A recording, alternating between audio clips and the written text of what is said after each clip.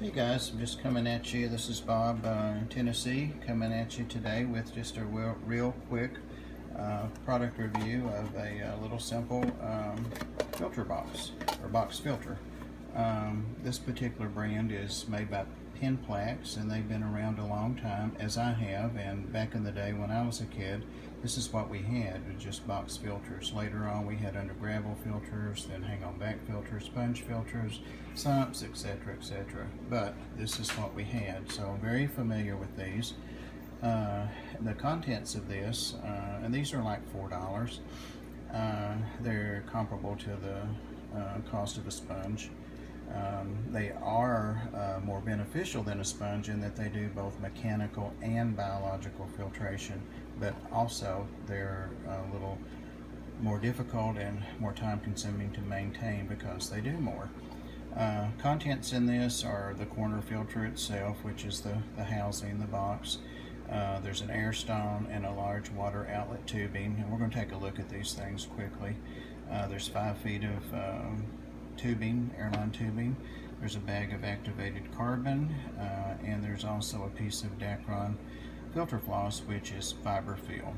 And I've taken the liberty of going ahead and pulling the contents of this box out, and this is what the filter looks like that sits in the corner. This is the little tray that goes in the bottom. You put your carbon in there. Of course, you open the bag, and then the fiber fill. There's about a fourth of that of what you need, so you need to have some other on hand. Your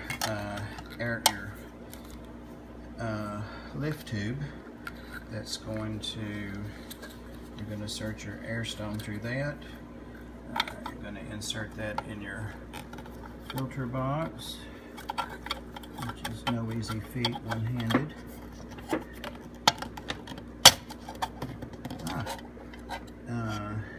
But before you do that, you want to go ahead and put your lid on.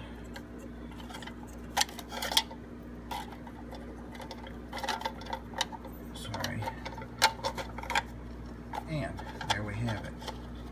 So basically what's happening is we have an air stone that's sitting at the bottom of this big round tubing, and it is blowing lots of bubbles up through the tubing, which in turn causes water to rise up through the tube, and that water and bubbles escape through the top here.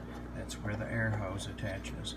That also causes water at a pretty brisk rate to be taken in through these grooves, these slots, and it's then filtered down through the filter floss, which is what we used to call it, fiber fill, affectionately known now, which sits all around the top, and then the carbon's going to be in the bottom. Now, I also, because I knew I would flub this up, also went ahead and set up a separate, have 2 of these at least. So I went ahead and tricked out the one that I already did about 20-30 minutes ago. I used lots of extra fiber fill. You can see there's where I pulled some out. I opened it. This cost maybe $3, and I don't know if I'll live long enough to use all this, but hopefully. This is the activated carbon, and I bought this at not a local fish store, but out of town, and it was maybe 20-25 bucks, but there's enough carbon here. If I continue to use carbon in these filters, it will last me for months and months. Carbon, you know, can be rinsed and reused. Some people say 30 days, some say 60. So I think it's somewhere in between that, just depending on what you're expecting it to do. So better to go shorter time and if you're expecting it to do a job, and not be without carbon.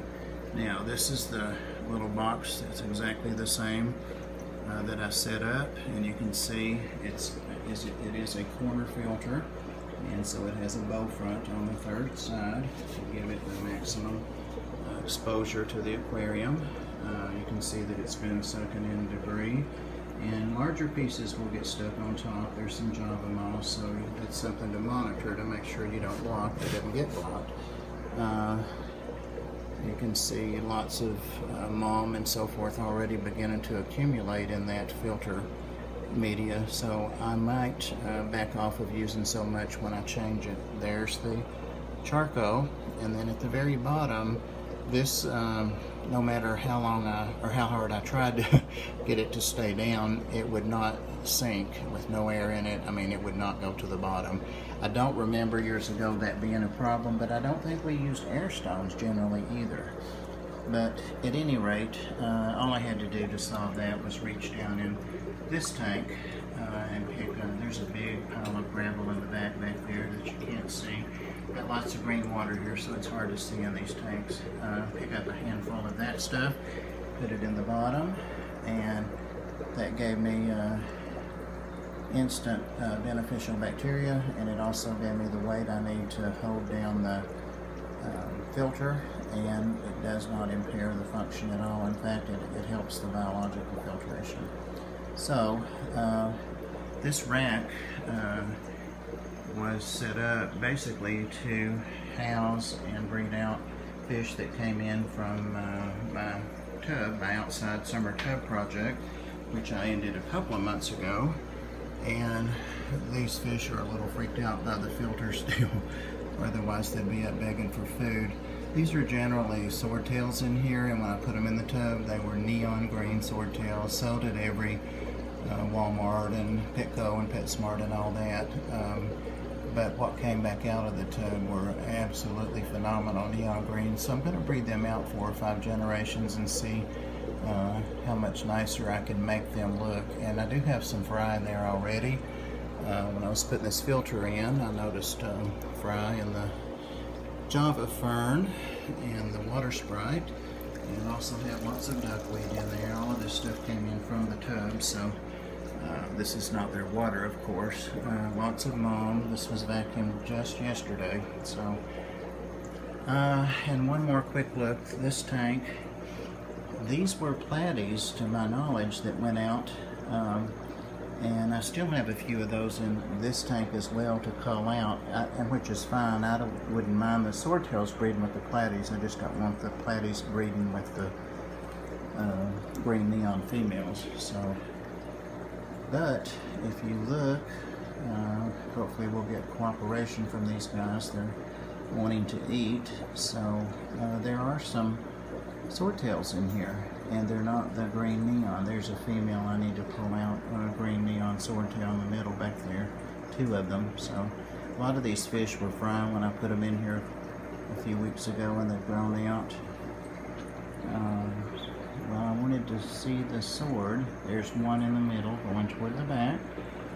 So I have to refresh and research. I just noticed this today, and I think that swords can breed with mollies, but I think they're sterile, but I'm not sure. I think originally swords, the wild swords we had back in the day, were bred with mollies to add color and to decrease their size to make them more aquarium friendly. Back then tanks were small.